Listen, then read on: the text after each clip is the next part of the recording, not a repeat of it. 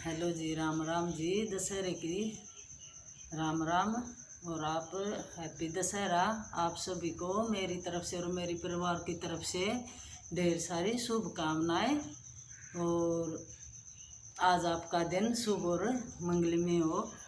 तो आज दशहरे का मतलब पूजन है, तो उसकी मैं आज विधि विधान बताती हूँ। दशहरे की कैसे उसकी पूजा की जाती है और उसको क्यों मनाया जाता है दशहरे को।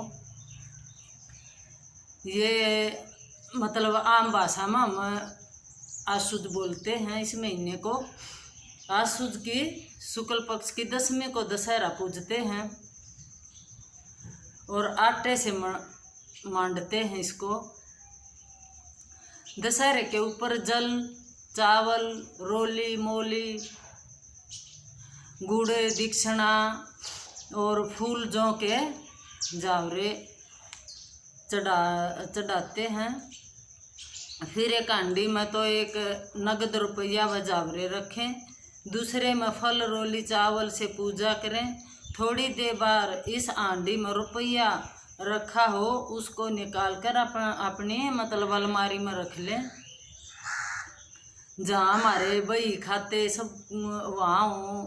तो उस पर मतलब सतैया करके और उसकी पूजा करके तो वहाँ ये रुपया रखा जाता है।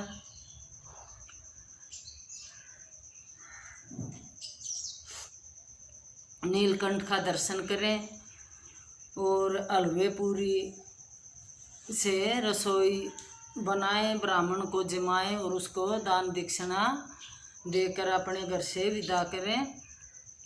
और इस दिन दशहरे के दिन श्री रामचंद्र जी और रामचंद्र जी की और रामायण की पूजा करनी चाहिए और उसका भोग लगाएं। ये तो इसकी मतलब थी विधि विधानों और दशहरे की कहानी। सुनिए। एक बार पार्वती जी ने शिव जी से पूछा था कि लोगों में दशहरे का मनाने का मतलब त्यौहार प्रचलित क्यों है और इसका क्या फल है। तो शिव जी ने बताया कि आशुद शुक्ल पक्ष की सायकाल में तारा उदय होने के समय विजय नामक काल होता है, जो सब इच्छाओं को पूर्ण करने वाला होता है। शत्रुओं पर विजय प्राप्त करने की इच्छा करने वाला राजा इसी समय प्रस्थान करना चाहिए। इस दिन यदि श्रवण नक्षत्र का योग हो तो और भी शुभ होता है। मर्यादा पुरुषोत्तम भगवान श्री रामचंद्र जी ने इस विजय काल में लंका पर चढ़ाई की थी, इसलिए यह दिन बहुत पवित्र माना जाता है और क्षत्रिय लोग इसे अपना प्रमुख त्यौहार मानते हैं। शत्रुओं ने युद्ध करने का प्रसंग न होने पर भी इस काल में राजाओं को अपनी सीमा का उल्लंघन अवश्य करना चाहिए। अपने तमाम दल बल की सुसज्जित करके पूर्व दिशा में जाकर शमी वृक्ष का पूजन करना चाहिए। पूजन करने वाला शमी के सामने खड़ा होकर इस प्रकार ध्यान करे, हे शमी, तू सब पापों का नष्ट करने वाला है और शत्रुओं को भी पराजय देने वाला है।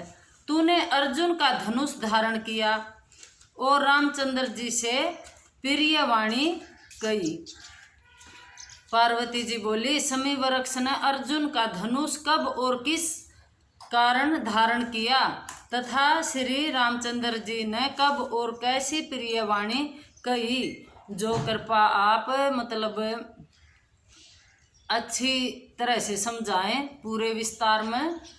तो रामचंद्र जी कैसे, शिव जी कैसे पार्वती जी को समझाते हैं। शिव जी ने उत्तर दिया, दुर्योधन ने पांडवों को जुए मारा कर इस शरत पर वनवास दिया था कि 12 वर्ष तक प्रकट रूप में वन में जाकर चाहे फिर, किंतु 1 वर्ष बिल्कुल अज्ञातवास में रहें, किसी को भी नहीं दिखने चाहिए। मान लो 12 वर्ष के बीच में किसी को दिखाई देंगे तो उनको दोबारा से फिर 12 वर्ष का ही वनवास दिया जाएगा।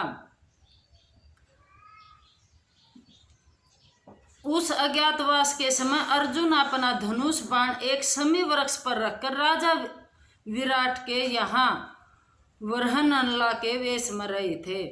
विराट के पुत्र कुमार ने गौओं की रक्षा के लिए अर्जुन को अपने साथ लिया और अर्जुन ने शमी के वृक्ष से अपने हथियार उठाकर शत्रुओं पर विजय प्राप्त की थी।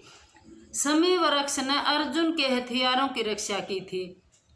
विजयदशमी के दिन ही रामचंद्र जी लंका पर चढ़ाई करने के लिए प्रस्थान करने के समय शमी वृक्ष ने कहा था कि आपकी विजय होगी, इसलिए विजय काल में शमी वृक्ष की पूजा की जाती है।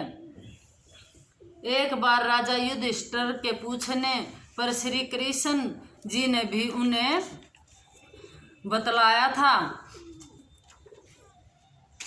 कि हे राजन, विजय लक्ष्मी के दिन राजा को समय अलंकृत होकर अपने दासों और हाथी घोड़ों का श्रृंगार करना चाहिए तथा गाजे बाजे के साथ मंगलाचार करना चाहिए।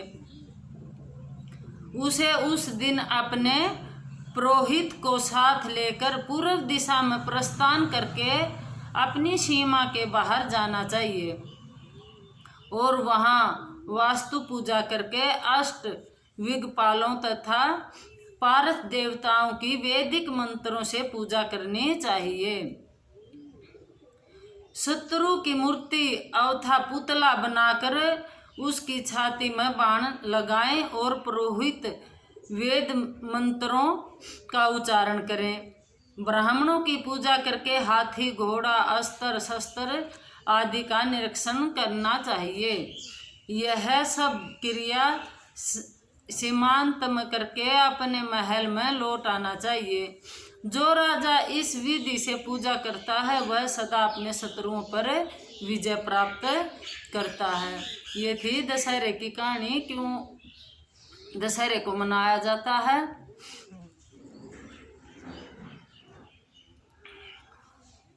तो भाई आप अपने हिंदुओं में अलग अलग, कोई तो गोबर काय बनाते हैं दशहरे की और कोई आटे का, तो ऐसे ही मनाते हैं। और रावण का बना के पुतला भी फूकते हैं। सब का अपना अपना अलग अलग से ही मनाते हैं सब। तो आप सभी को हैप्पी दशहरा।